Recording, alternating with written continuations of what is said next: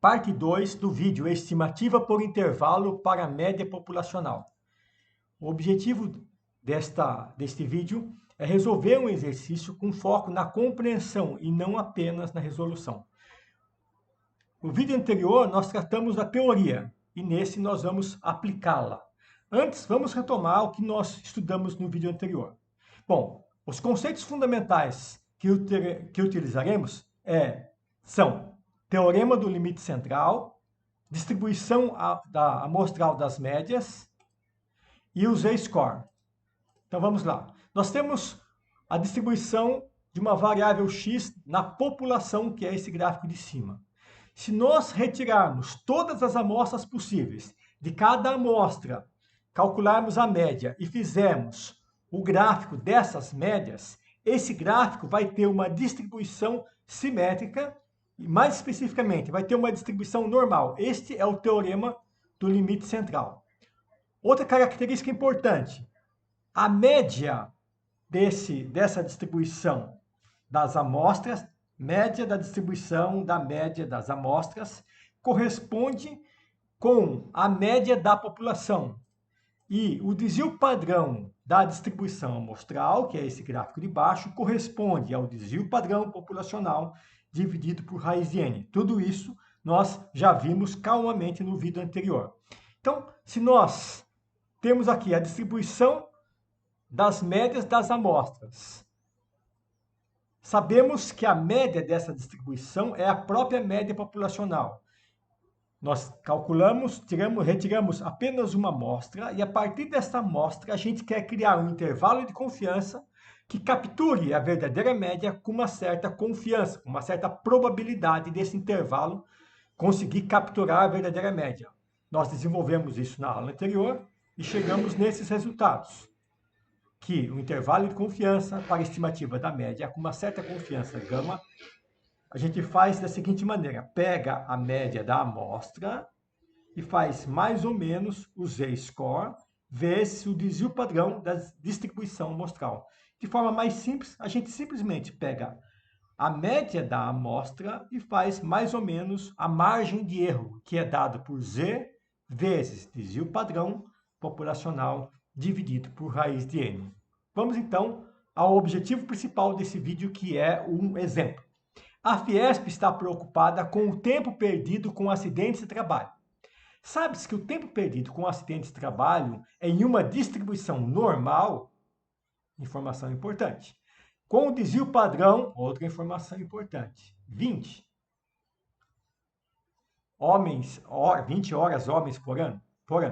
Para saber se as comissões internas de prevenção de acidentes têm atuado efetivamente, tomou-se uma amostra, outra informação importante, de tamanho N igual a 16 indústrias, e observou-se para esta amostra os seguintes números de horas homem perdidas por acidentes de trabalho.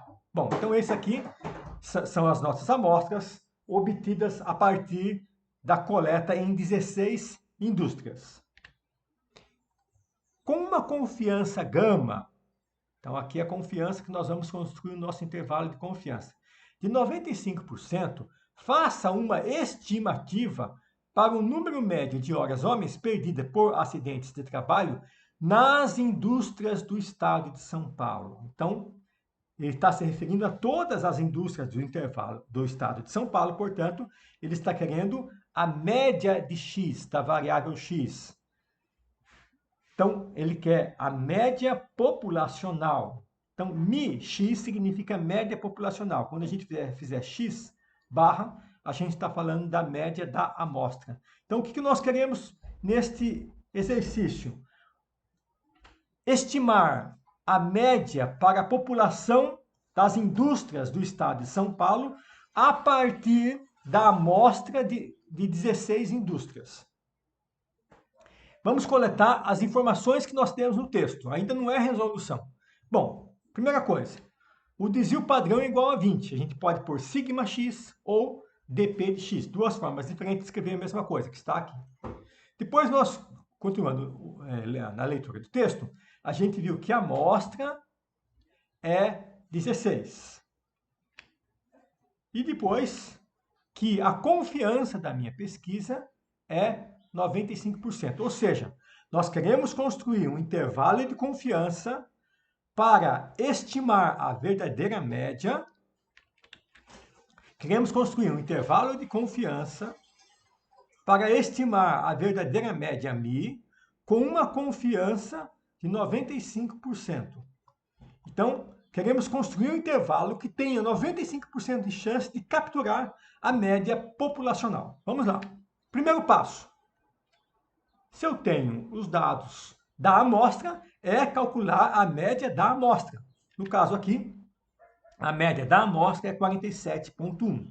Se eu distribuir isso aqui num gráfico, ele vai ter esse formato.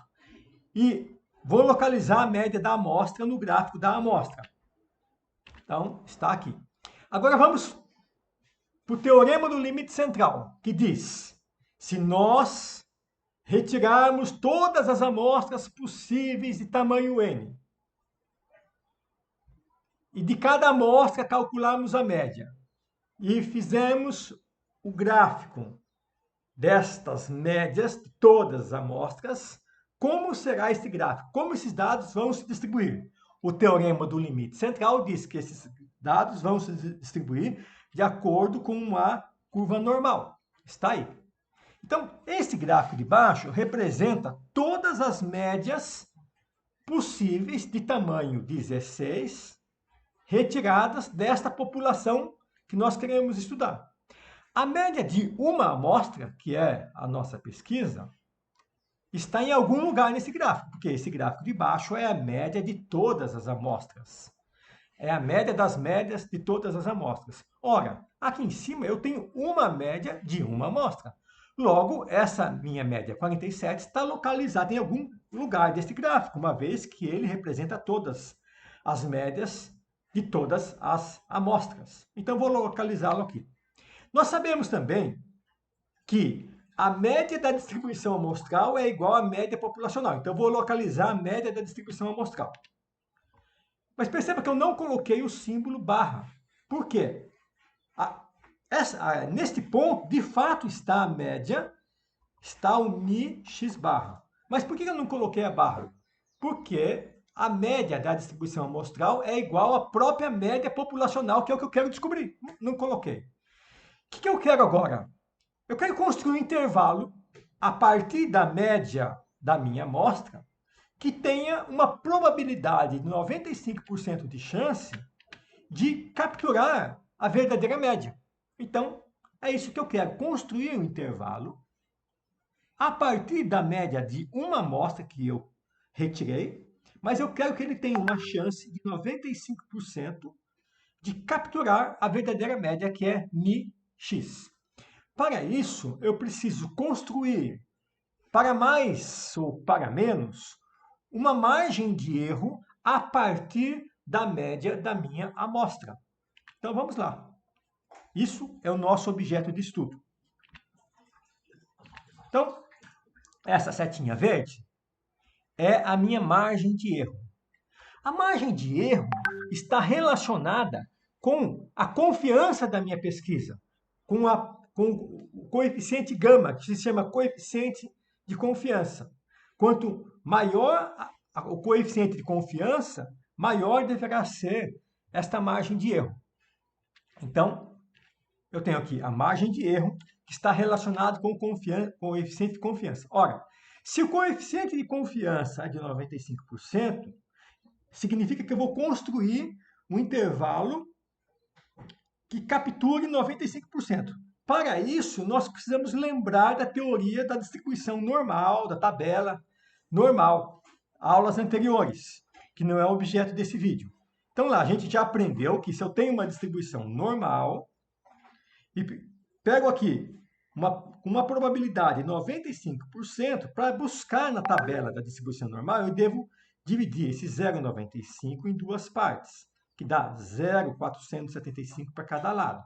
0,475 mais 0,475 dá 0,95, que corresponde a 95%. Com esse 0,475, eu vou até a tabela da distribuição normal para descobrir o quê? Quantos desvios padrão eu preciso construir em torno da minha média para que esta minha curva capture 95% dos dados. Indo na tabela, a gente chega no resultado de 1,96, para mais ou para menos. 1,96 o quê? 1,96 desvios padrão, quantidade de desvio padrão. Então, já sabemos que o nosso Z, que é quantidade de desvio padrão, corresponde a 1,96. Vamos lá. Então, a margem de erro é 1,96 desvios padrão, porque 1,96 é a quantidade, é o Z, quantidade de desvio padrão. Então, eu preciso saber quanto que é o desvio padrão. Só que esse desvio padrão aqui não é o desvio padrão populacional, mas é o desvio padrão da distribuição amostral, que é desse gráfico aqui. E esse desvio padrão está aqui, que é o desvio padrão populacional dividido por raiz de n. Observe que esse desvio padrão aqui tem uma barra em cima, o x tem uma barra em cima, esse aqui não tem. Por quê? Porque esse aqui é da população, esse aqui é da distribuição amostral, ou seja, de todas as amostras, da média de todas as amostras. Muito bem. Então, a margem de erro é dada por Z vezes o desvio padrão. O desvio padrão eu vou substituir por essa expressão. Então, vamos lá.